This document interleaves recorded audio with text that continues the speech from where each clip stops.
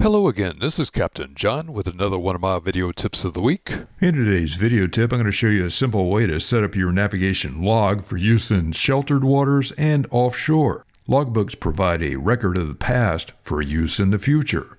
You want to keep entries clear, specific, and easy for every crew member to understand. Choose time intervals for your entries based on the proximity of shoals. On this sample navigation log, we have chosen 1-hour intervals on the even hour. The top columns are labeled with time, true direction, variation, magnetic direction, the distance run, latitude, longitude, navigation method, and comments.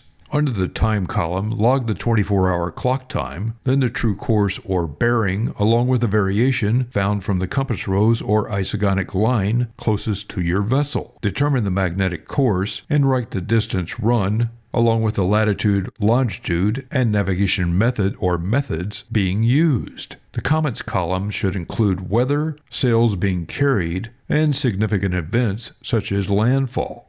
If you need to make a correction in a navigation log, train your crew to make the correction the correct way. Use a single line to strike through the error, then make the correct entry nearby and initial the entry. Protect your navigation log from moisture and mildew so that you can take it with you at the end of the sailing season or in an emergency if you need to abandon ship. Place your navigation log into a waterproof bag. It's a good idea to also keep a separate engineering log, and there you can make entries for hourly readings of water temperature, oil pressure, and voltage. Now you know how to set up and use a simple navigation and engineering log aboard your sailboat. Use easy sailing navigation tips like these for safer sailing on the waters of the world. This is Captain John, and this has been another one of my video tips of the week. Find more sailing tips and techniques on www.skippertips.com.